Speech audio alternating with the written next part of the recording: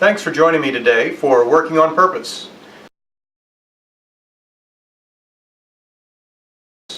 This is a course on goals, setting and achieving them. I'm Kent Holland. I wrote this course and the book that goes with it. My contact information is up here on the slide that I'm going to put up. And throughout this course today, there are going to be a number of exercises that I think that if you will take those exercises, you will receive real benefit out of this course. Much more than if you just listen to the video and say, oh, that was kind of interesting. No, the way to do it is the real practical use of the exercises. The exercises I'll throw up during the presentation just real quickly, but really I'm going to put them at the end of the presentation so that you can just pause the video, write them down, use them at your leisure. But I really encourage you, please take these exercises. I really guarantee that if you use those exercises, you will start achieving goals in a really powerful way. Let's talk about organizing a to-do list around our goals. We talked in the time management section about the to-do list, and I mentioned there that it needs to tie ultimately back into our goals. So here we're talking about setting long-range goals and then creating long-term to-do activities that are consistent with accomplishing those goals. So we keep big future picture always in front of us. Yet we set yearly, monthly, and weekly goals and daily to-dos to accomplish that big picture. A large goal becomes reachable when it's broken down into daily increments of daily to-do items. The big projects are thus broken down into manageable tasks. And we just keep coming back and focusing on that over and over and over, taking the biggest project there is, and you just break it down into a manageable task, and you tackle that manageable task through your to-do list. We talked about positive statements as one of the elements of goal setting. So goals are most effective when they're stated as positive statements. So we want to state affirmatively what we want to move toward instead of negative goals of what we want to stop doing or move away from. So be certain that your focus is on what you want. Set the goals to be met on a daily basis. Again, unless we chunk the big goal down into manageable daily goals, they're going to remain nothing more than a daydream. Share your goals with others. We need positive feedback to assure us that we're on the right track. So it helps to have others acknowledge our progress. Success begets success. Now, I've really benefited by telling others these are my goals and then talking with them about those goals throughout the year. But I'm careful who I share those goals with, and I recommend this to everyone. You want to share with people who are positive, who are going to give you positive encouragement. If there's someone in your life that is a naysayer, that puts you down, that gives you negative energy, you certainly don't want to share your goals with them, because they're going to give you every reason why you shouldn't accomplish it. It's taking time away from them, your activities with them, taking away maybe money from the family because you're off pursuing this goal that has nothing to do with income. I mean, there are any number of reasons why there are some people around you who will discourage you from accomplishing your goals. Well, you certainly should consider their advice before you set your goal, but once you've set that goal, you want someone to positively reinforce you're accomplishing the goal. You don't want to go to somebody who says, nah, you can't do that, nah, I told you you're a loser, you'd never do it. No, you need somebody to be there with you to help you make that climb. So then establish a way to measure how you're doing in achieving your goals. And it's easier to measure accomplishment of specific details than it is vague generalizations or generalities. We need language that is precise, that defines what we want and how we will know when we've gotten there. Otherwise, our goals will be meaningless. They'll just be generalities, and they won't pull us toward any kind of meaningful action. Positive habits are really important to helping us to attain goals. Now there's a difference between positive habits and self-discipline. And I don't even like the idea of self-discipline. I realize, I understand the term and that there's value in it. But self-discipline, it connotes that I'm punishing myself, that I'm whipping myself into shape. I got this whip. Well, rather than looking at it as something I don't want to do, that I've got to punish myself, I'm going to instead create a new positive habit that becomes joyful, that it becomes routine, it becomes normal for me to do this good habit, and that's going to help me to attain that goal. So I don't make it an exercise in self-discipline. I think instead of creating positive new habits that take me to where I need to be. So we have habits in every aspect of our lives, including physical, mental, emotional, and spiritual, and in each of our roles as a worker, spouse, parent, community member, etc. So how are our habits? What are they doing for us? They're either going to be working for us or against us. And if we find that a habit is not working for us, we need to change it and adopt a new habit that is congruent with our goals. If we keep repeating the same old habits, all we're going to do is end up in the same old place, getting the same old result, no matter how much planning and goal setting we do. Forming new habits is where the rubber meets the road.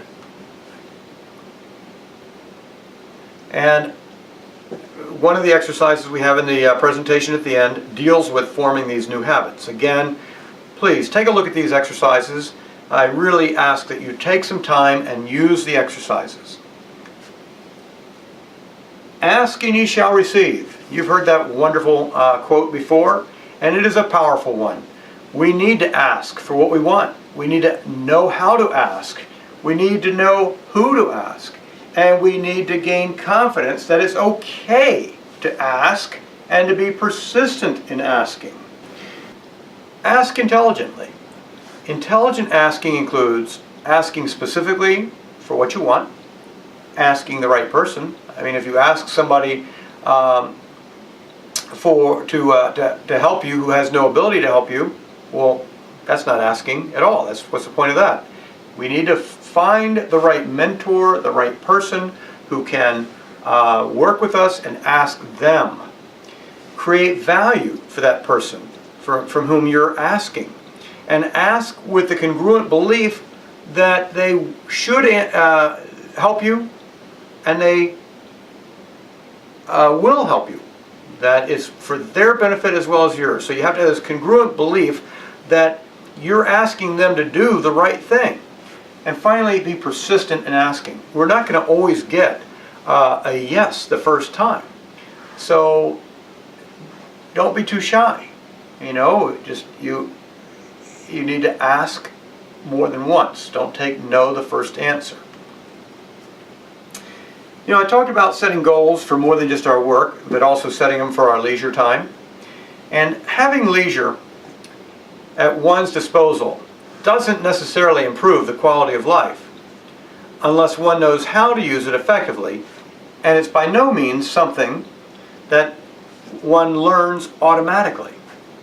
A very interesting individual named Dr. Csikszentmihalyi concludes that, quote, just free time with nothing specific to engage one's attention provides the opposite of flow, psychic entropy, where one feels listless and apathetic. So what he's saying is that if you have all this free time, but you don't have anything specifically planned to engage the attention, rather than giving you new energy, you become listless. You just sort of dry up and die. Very interesting, they've done studies, and the highest suicide rate tends to be on Sunday afternoons. And I think it's because, or people think that it's because, people go into the weekend with nothing planned, and they sit around and become lethargic, apathetic, and depressed. Our activities tend to really keep us focused and energetic. So goals further get us into this, what he calls flow, where everything about us is working for a purpose to accomplish this goal. It's all coming together and we feel energized and excited.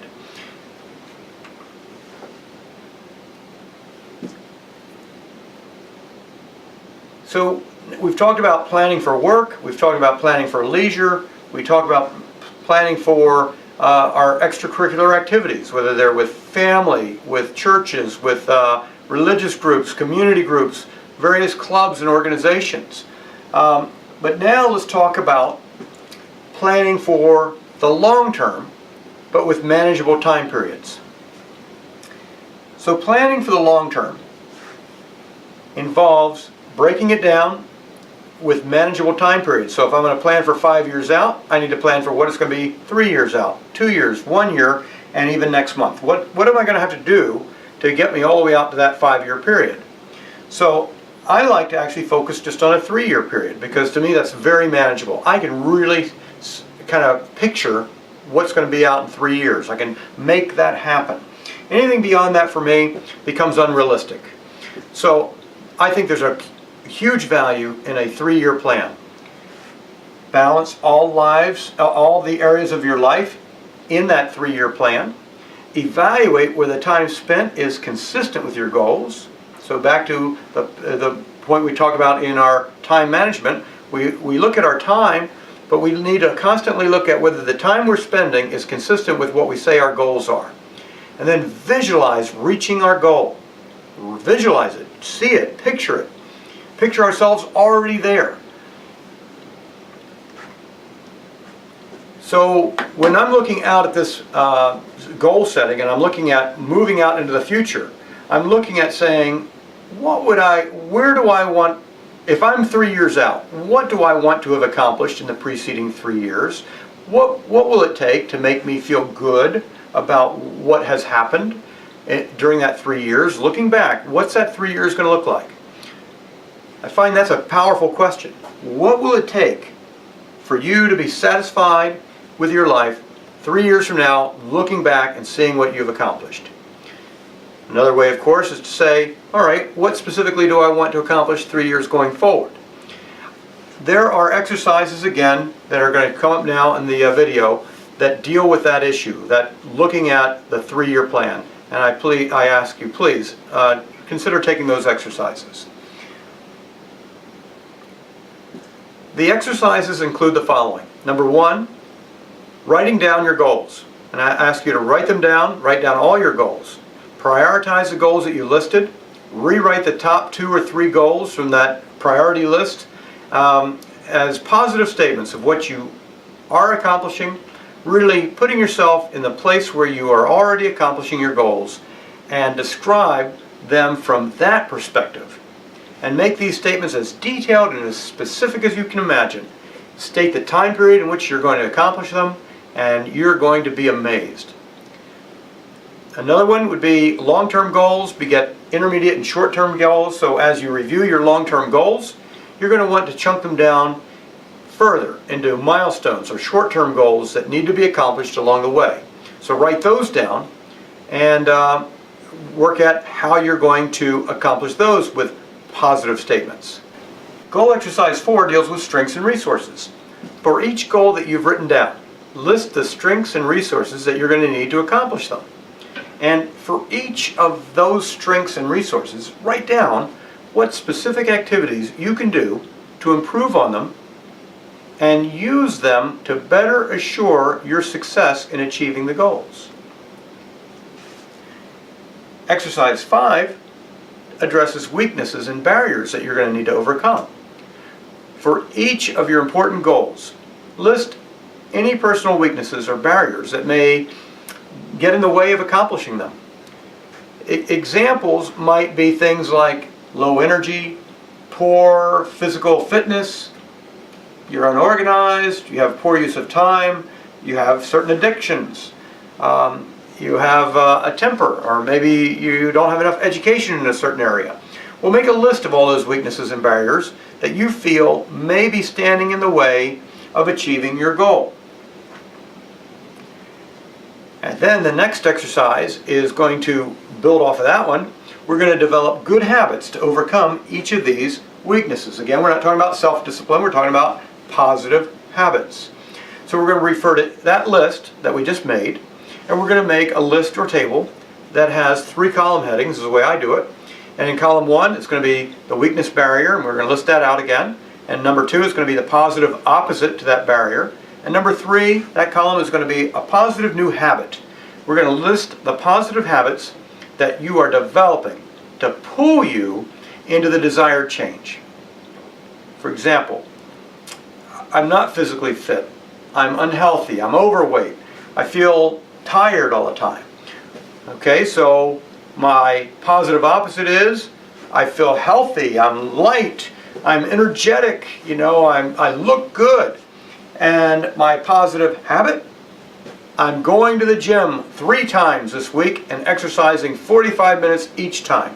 Okay, so I've got my weakness, my opposite strength, and my specific activity, my positive habit that's going to actually get me from the one to the other. And then exercise number 7 is accountability, keeping track of how well you follow through with your planned new positive habits. Take the list of all these positive new activities and habits that you just noted for yourself in the previous exercises and post them somewhere where you're going to see them frequently, and you can sort of be accountable to yourself. Are you really doing it? And on a calendar, maybe a to-do list, a wall, a refrigerator door, whatever works for you, put them there where you'll see them. Make a check mark or a note on the list when you do the activities that you're growing as positive habits. And that accountability, of course, can also be, in addition to yourself, you can share your goal with someone else and be accountable to them.